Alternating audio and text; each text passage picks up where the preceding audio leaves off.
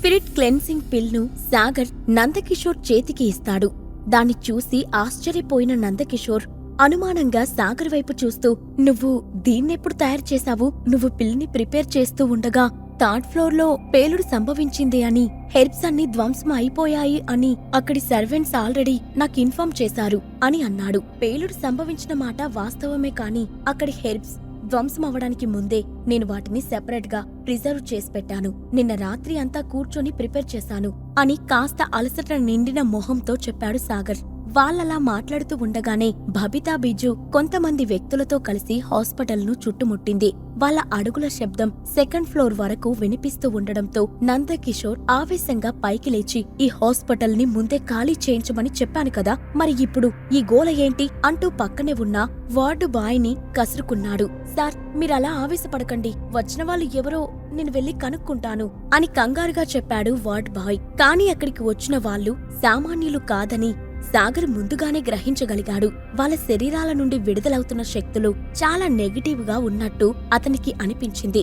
దాంతో సాగర్ కూడా మౌనంగా ఆ వార్డ్ బాయ్ ని ఫాలో అయ్యాడు. అప్పుడే అమ్మాయి, ఇక్కడ రజని ఏ రూంలో ఉందో చెప్తావా అంటూ అరవిందని పైనుంచి కిందకి చూస్తూ పొగరుగా అడిగింది బబిత. ఎవరు మీరు? అయోమయంగా మొహం పెట్టి అడిగింది అరవింద. మేము ఎవరమైతే నీకెందుకు కాని, ముందు రజని ఎక్కడుందో చెప్పు అని చిరాగ్గా అంది బబిత. అరవింద ఏదో చెప్పబోయేలోపు సాగర్ ఆమెకు అడ్డుగా వచ్చి, ఇప్పుడు రజనీ గారిని కలవడానికి వీల్లేదు, గొడవ చేయకుండా ఇక్కడి నుంచి వెళ్ళండి అని సీరియస్ గా చెప్పాడు. రేయ్, ఈ కుక్క ఏదో మొరుగుతుంది, దాని సంగతి తేల్చండి అంటూ తన బాడీ గార్డ్స్ వైపు తల తిప్పింది బబిత. ఆ మాటలు విన్న వెంటనే ఎందుకనో సాగర్ మనసు చివుక్కుమంది. అతనికి గతం గుర్తుకు వచ్చింది. మళ్లీ తనని అందరూ ఎగతాళి చేసిన రోజుల్లోకి వెళ్లిపోయాడు. అప్పుడంటే వాళ్ళ కర్మ వాళ్లే అనుభవిస్తారని వదిలేసేవాడిని, కాని ఇలాంటి వాళ్ళకి బుద్ధి చెప్పకపోతే దారిలోకి రారు అని మనసులోనే అనుకున్నాడు. కాని తన ఎదురుగుండా ఒక స్త్రీ నుంచొని ఉండడంతో తన కోపాన్ని అదుపు చేసుకుంటూ, తీరు మార్చుకుని మర్యాద నేర్చుకుంటే మీకు గౌరవం దక్కుతుంది, లేదంటే ఈ సాగర్ దెబ్బ రుచి చూస్తారు అని చిన్నగా వార్నింగ్ ఇచ్చాడు సాగర్. మేడంని బెదిరించడానికి నీకెంత ధైర్యం? వెంటనే ఆవిడని క్షమాపణ అడుగు అని సాగర్ కళ్ళలోకి సూటిగా చూస్తూ చెప్పాడు బబితా బాడీగార్డ్. నువ్వేమన్నా చేసుకో, నేను మాత్రం క్షమాపణ చెప్పను అంటూ ఎదురుగా ఉన్న కుర్చీలో కాలు మీద కాలు వేసుకుని కూర్చున్నాడు సాగర్. బబిత బాడీగార్డ్ సాగర్ ప్రవర్తన చూసిన వెంటనే ఒక్క క్షణం కూడా ఆలోచించకుండా అతనిపై అటాక్ చేయబోయాడు. కాని సాగర్ మాత్రం తను కూర్చున్న చోట నుంచి కొంచెం కూడా కదలకుండా తన శరీరంలో ఉన్న ఎనర్జీని విడుదల చేస్తూ 2 శక్తి గొలుసులను సృష్టించి బబిత వెనకాల ఉన్న 20 మంది మనుషులను వాటితో బంధించాడు. ఆ తర్వాత ఒక్కొక్కడిగా ఆ మనుషులందరినీ గాలిలోకి లేపి నేలపై బలంగా కొడుతున్నాడు. దాంతో వాళ్ళందరూ రక్తం కక్కుకొని అక్కడికక్కడే స్పృహ కోల్పోతూ ఉంటే హాస్పిటల్ స్టాఫ్ అందరూ వాళ్ళని ఎమర్జెన్సీ రూమ్ కి తీసుకెళ్తున్నారు. సాగర్ సృష్టించిన శక్తి గొలుసులు అక్కడ ఉన్న సామాన్యుల కంటికి కనపడటం లేదు. దాంతో అతను అలా ఎలా చేయగలుగుతున్నాడో అర్థం కాక అక్కడ ఉన్న వాళ్ళందరూ భయంతో వణుకుతూ ఉన్నారు. కాని కల్టివేషన్లో హై లెవెల్లో ఉన్న బబిత మాత్రం సాగర్ని తీక్షణంగా చూస్తూ, ఎవరు నువ్వు? ఎక్కడి నుంచి వచ్చావు అని అనుమానంగా అడిగింది. మొదట సాగర్తో మాట్లాడినప్పుడు ఆమె గొంతులో ఉన్న పొగరు ఇప్పుడు కొంచెం కూడా లేకపోవడంతో సాగర్ ఆమెను చూసి వంకరగా నవ్వుతూ, రెస్పెక్ట్ తగ్గితే ఎఫెక్ట్ ఎలా ఉంటుందో అర్థమైనట్టుంది, అందుకే ఆంటీ టోన్ మారిపోయింది అని ఎగతాళిగా అన్నాడు. అది విన్న వెంటనే బబిత మొహం ఎర్రబడింది. ఆమె పళ్ళు కొరుకుతూ, ఈ ఖమ్మంలో నన్ను ఎదిరించే మగాడు ఇంతవరకు పుట్టలేదు. మొదటిసారి నా కళ్ళలోకి చూస్తూ మాట్లాడిన వాడిని నిన్నే చూస్తున్నాను. నిన్ను చూస్తూ ఉంటే ముచ్చటగా అనిపిస్తుంది అని ఆమె ఇంకా ఏదో చెప్పబోతూ ఉండగా అరవింద ఆమె మాటలకు అడ్డుపడి, మీరు బబితా బిజు కదా అంటూ కళ్ళు పెద్దవి చేసింది. బిజు పేరు వినగానే సాగర్ కనుబొమ్మలు అనుమానంతో ముడిపడ్డాయి.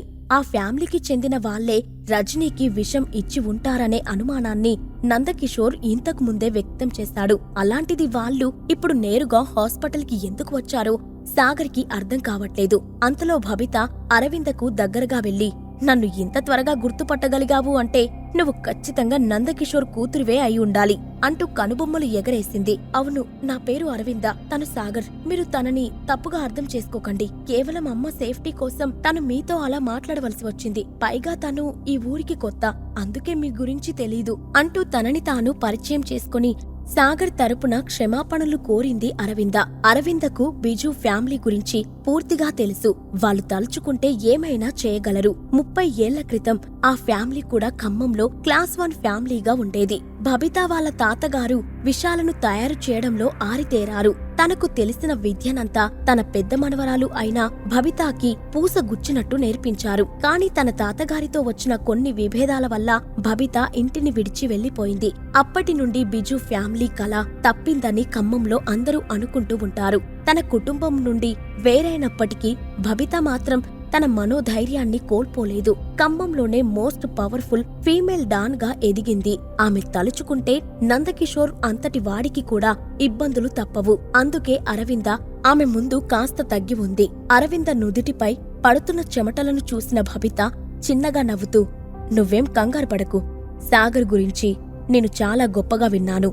నేను తనని ఏం చేయను" అని అంది. ఆమెను చూస్తూ ఉంటే సాగర్కి మాత్రం ఏదో తేడాగానే అనిపిస్తుంది. బబితా బిజు ఇంట్రెస్టింగ్ క్యారెక్టర్, ఈమె గురించి ఆరా తీయాల్సిందే అని మనసులో అనుకున్నాడు. మరోవైపు ఒక హోటల్లోని ప్రైవేట్ రూంలో ప్రమద్వర వసు తన ఎదురుకుండా ఉన్న ఒక ముసలాయన్ని కళ్ళలో నిప్పులు కురిపిస్తూ చూస్తూ ఉన్నాడు. ఆ ముసలాయన మొహంలో మాత్రం ప్రశాంతమైన చిరునవ్వు కనిపిస్తూ ఉంది. తన ఎదురుగుండా ఉన్న వ్యక్తిని చూసి అతను ఏమాత్రం భయపడట్లేదు అని ఎవరికైనా సరే ఇట్టే అర్థమైపోతుంది. మహదేవ్ గారు, మీరు మాట్లాడే కొద్దీ అగ్నికి ఆద్యం పోసినట్టు నా గుండెల్లో రగులుతూ ఉన్న మంట మరింత ఎక్కువవుతుంది. దయచేసి మీ మాటలను వెనక్కి తీసుకోండి. మీరు చెప్తున్న ఈ డీల్ నాకు ఏమాత్రం నచ్చలేదు అని తనను తాను నిగ్రహించుకుంటూ చెప్పాడు ప్రమద్వరవసు. మహదేవ్ గురించి సీక్రెట్ కింగ్డంలో ఉన్న అందరికీ తెలుసు. సామాన్య స్థాయిలో ఉండే ఖమ్మం కింగ్ యొక్క పవర్ ని శిఖరాగ్రానికి చేర్చింది ఫ్లేమ్ సోల్ డిపార్ట్మెంట్. అలాంటి ఒక డిపార్ట్మెంట్ లో మహదేవ్ ఒక అఫీషియల్ స్థాయిలో ఉన్నాడు. అతనితో పోటీ పడే సత్తా వసు ఫ్యామిలీకి లేదన్న విషయం ప్రమద్వరకు బాగా తెలుసు. అందుకే మహదేవ్తో తనకు సాధ్యమైనంత సున్నితంగా వ్యవహరిస్తూ ఉన్నాడు. నేను నీకు వార్నింగ్ ఇస్తున్నాను.